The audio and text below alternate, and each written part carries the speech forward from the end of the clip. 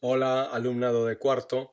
Ben, imos a representar algunhas outras funcións no XeoXebra. Ben, vou facer como antes, vamos a facer que os eixes se vexan un pouquiño máis oscuros, vale? Vou a facer que a cuadrícula tamén se vexa un pouquiño máis forte, vale?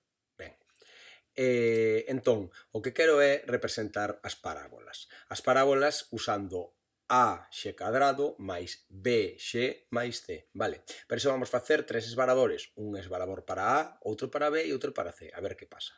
Premémoslle ao botonciño este dos esvaradores, creamos un esvarador que me vale perfectamente o nome a, e tamén me vale que vaya de menos 5 a 5, perfecto, ok, a. Ben, agora vamos a facer outro esvarador que lle chamaremos B, que vaya de menos 5 a 5, perfecto, e outro esvarador que lle chamaremos C, que vaya de menos 5 a 5. Ben, vamos a mover estes esvaradores, doulle a flechiña para mover os obxetos, vale, perdón, doulle a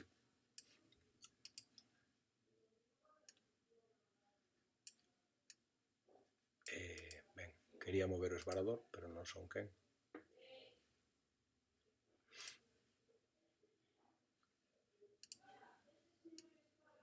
Vale, co esvarador premido é como movo o esvarador, vale? Non coa flechiña. Ben, entón, ben, teño A, B e C. Agora coa flechiña é co que movo o botonciño, vale?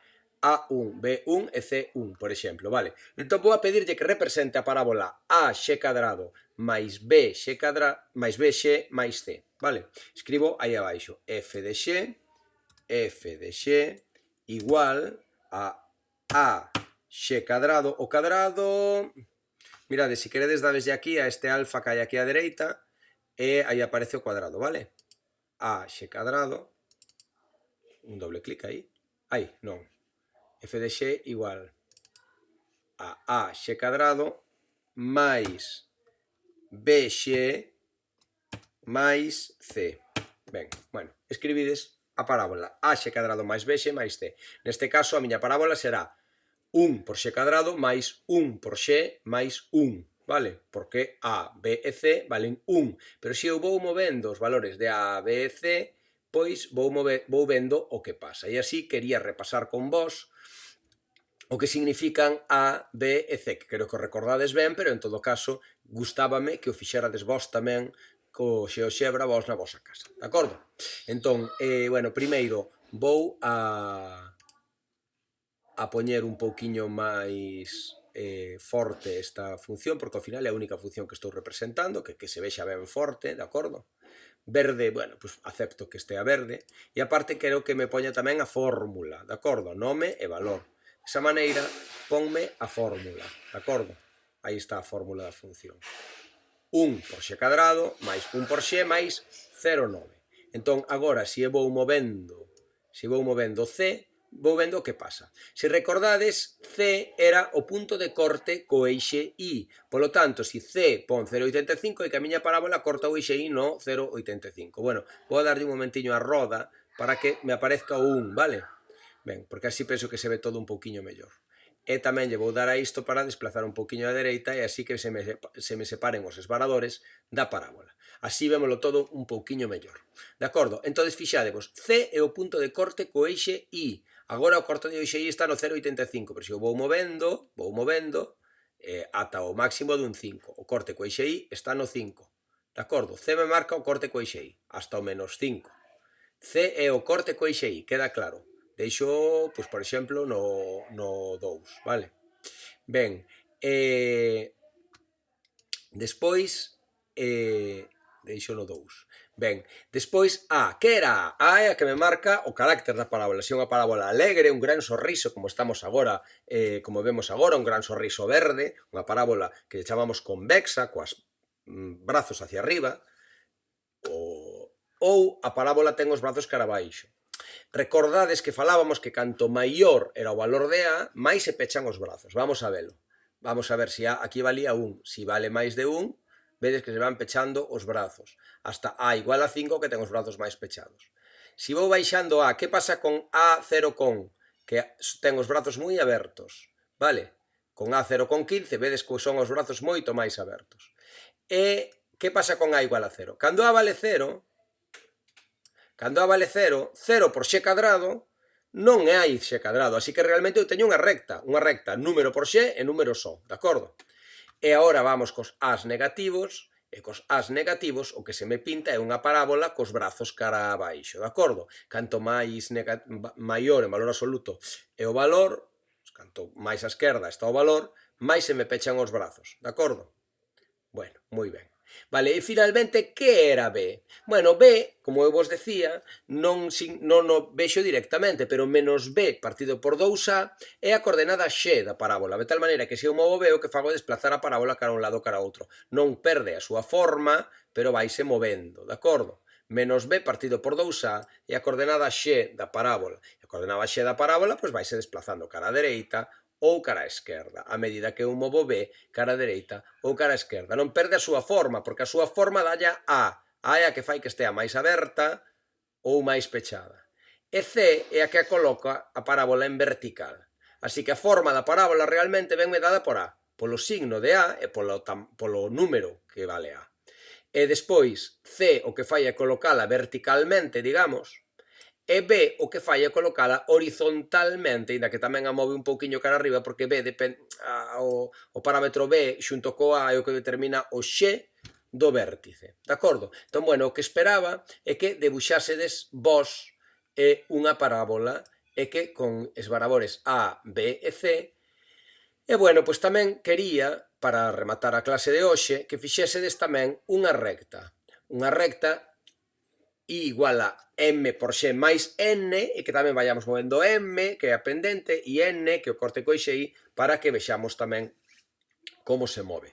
Na propia gráfica da parábola, pois vamos a pintar unha recta, ou no outra, se queredes. Ben, pois eu, se queredes, casi vos diría que fixerades noutra. Vale, abrimos unha nova folla de traballo, e nesta nova folla de traballo vamos a traballar con rectas, de acordo? Bueno, vou a centrala un pouco, vou a poñerlle tamén que os eixes se vexan un pouquiño máis oscuros, máis marcados, tamén a cuadrícula que se vexa un pouquiño máis marcada, perfecto. E agora vou a pintar unha recta tería dous esvaradores, m por x máis n. Entón, vamos a facer o esvarador do m, en vez de A voulle chamar M, e vai ser a miña pendente, e vai se mover de menos 5 a máis 5, vale, pois perfecto, ok. Aí está o meu esvarador M, e agora vamos co esvarador N, que sería o corte co eixe I, de acordo? Veña, tamén entre menos 5 e 5, veña, perfecto.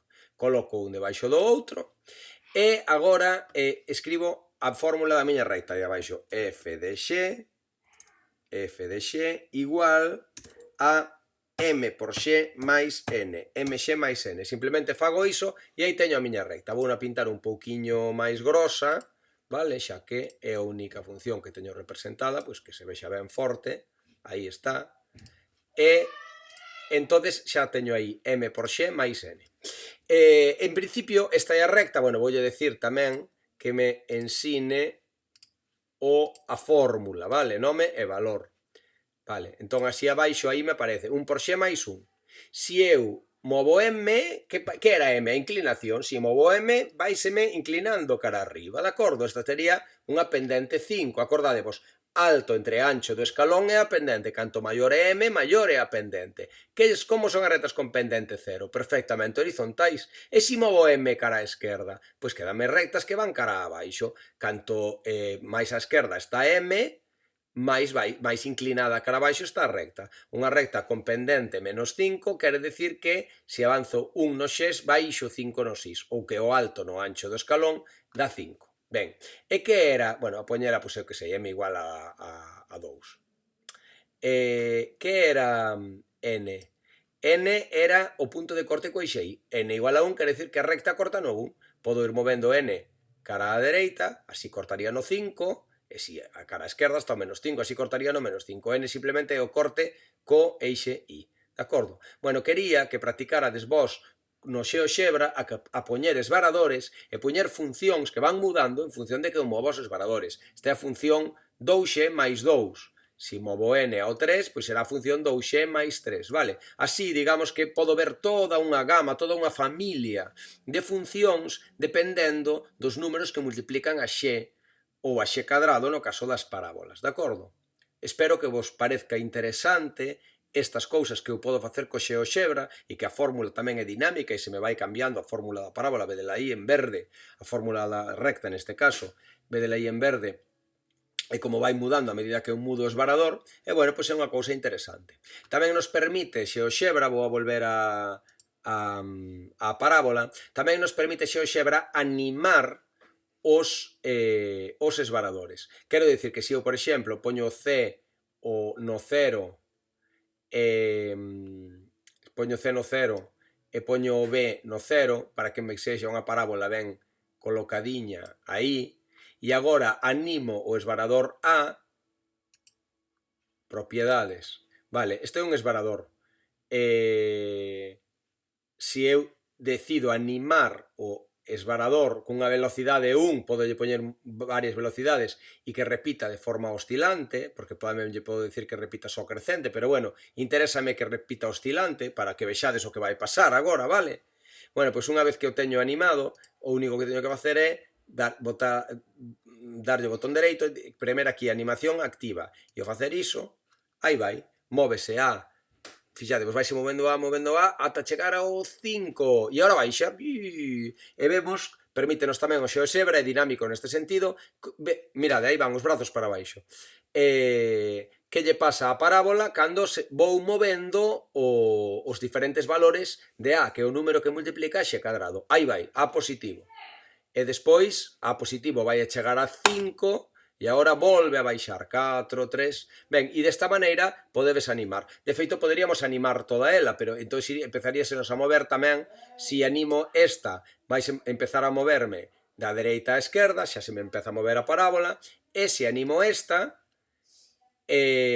vais empezar a mover de arriba para baixo. De acordo? O C move a parábola de arriba para baixo, o B move da dereita para a esquerda e o A fai que os brazos se movan para arriba ou para baixo. Aí temos unha parábola perfectamente animada e con esta animación rematamos a clase de hoxe. Cal é o meu obxectivo? Que me carguedes 2 arquivos na aula virtual, un coa parábola, coas 3 esvaradores e outro coa recta, cos 2 esvaradores. Veña, ánimo e boa fin de semana.